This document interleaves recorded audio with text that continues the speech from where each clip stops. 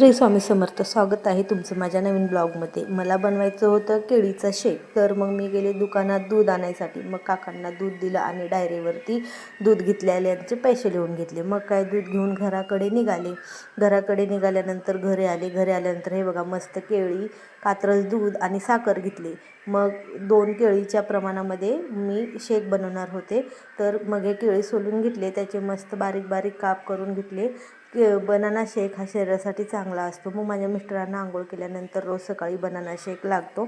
मग त्या आंघोळीहून येईपर्यंत मी बनाना शेकची तयारी करून घेतली. इथं मस्त केळी कापून त्याच्यामध्ये 2 ते 3 चमचे साखर टाकून घ्यायचं. त्याच्यानंतर मिक्सरला फिरवून घ्यायचं.